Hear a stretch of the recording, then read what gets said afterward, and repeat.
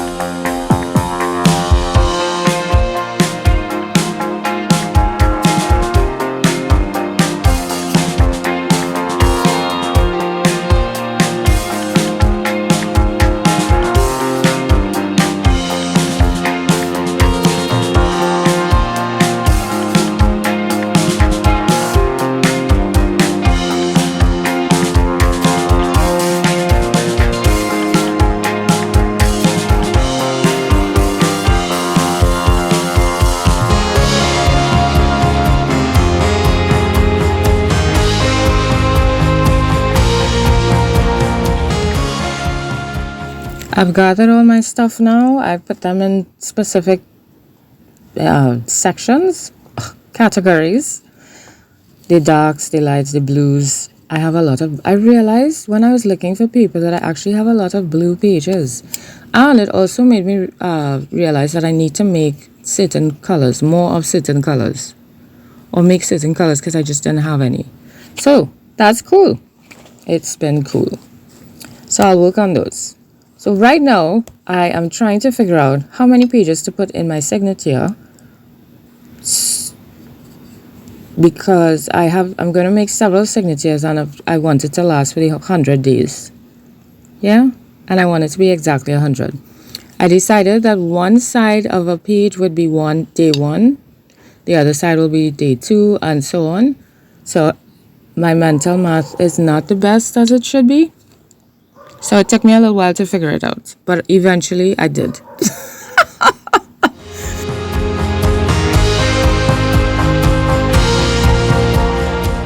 So each booklet will be 20 days and I have 5 booklets. Yay, I worked it out. So now I'm going to put 5 pages in and that'll give me 20 days.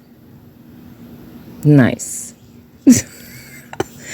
And what I need to also, while I was doing this, I was reminding myself that I don't always only have to do this because of course there are other things that I would like to do as well. So I don't always only have to work in my book alone. My dilemma now is trying to decide if I should post every day because y'all might get fed up, or just, I probably work in it but just post only 1 or 2 of them. I don't know. I'll decide. And I know you all will decide what you want to watch anyway, so it's fine.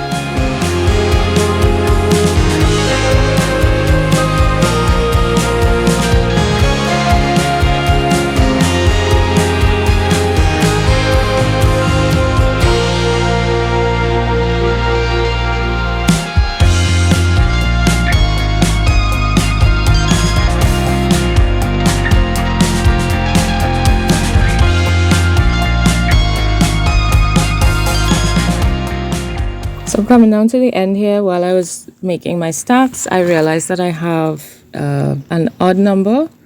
I didn't have a complete 5, so I had to pull pages. I had to make extra pages. So that's what I'm doing here now. I'm going to make a couple extra pages to make another complete booklet.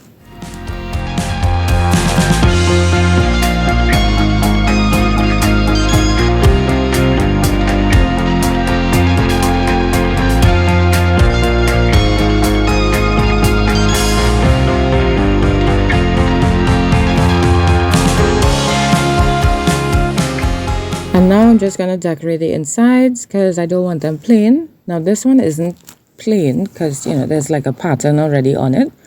But I wanted some sort of marks. So I just making marks on both of those pages.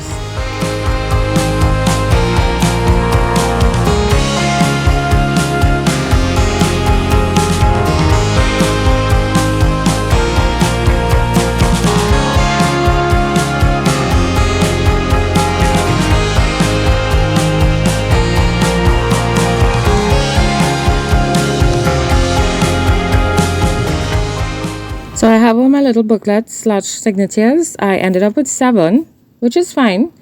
But what I really need is 5 to make up the 100 days. So this is me, yay, 100 days of creating. Yeah, keeping it simple, but not really because it's so open. But here, I'm excited and I thought I was done. But then I realized that I actually should keep them together. So I thought about using staples. But I wanted to sew because I don't sew. Like my books in art, I don't really sew in art much. I do a lot of mending. So I do sewing that way. But I don't do so much sewing in art, which is actually something that I would like to do more of in these 100 days. So hopefully that's going to happen. Hopefully I'm going to remember. I think maybe I should make a sign. Anyway, so I found my needle that I wanted to use, which was quite big.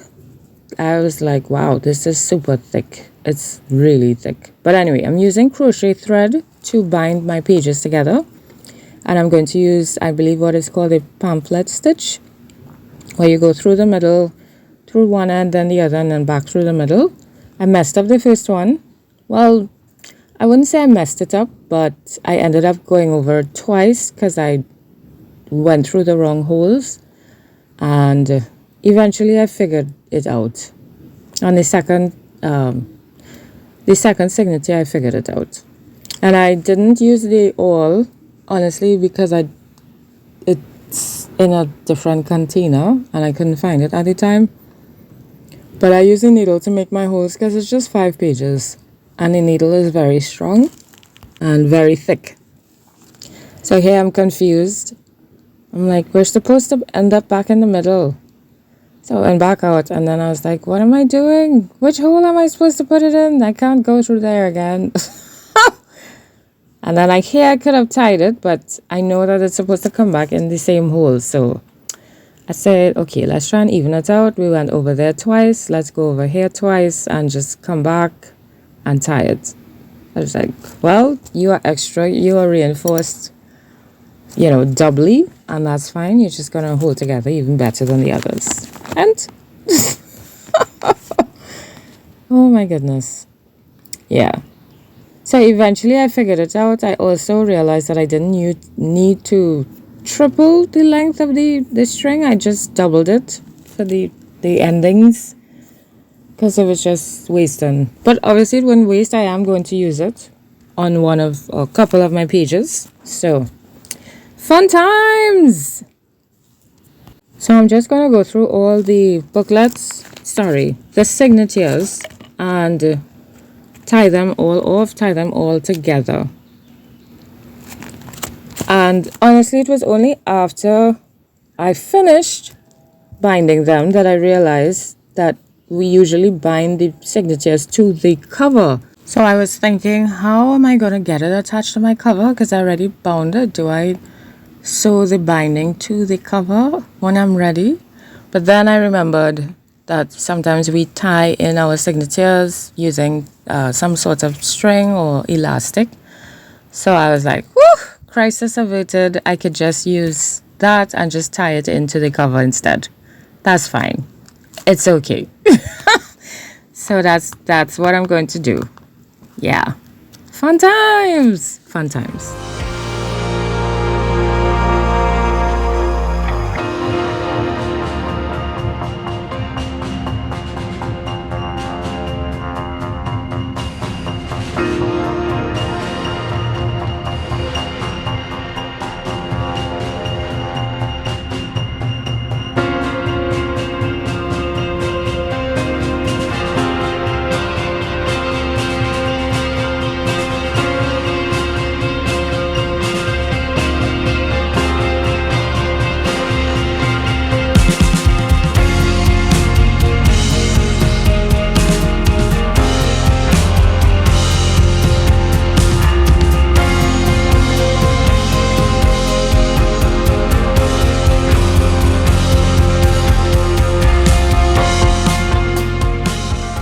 So these are basically my signatures. I am so happy and excited to start working in them.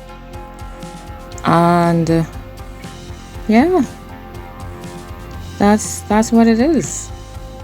Thank you so much for joining me in this video, and I look forward to seeing you in the next one.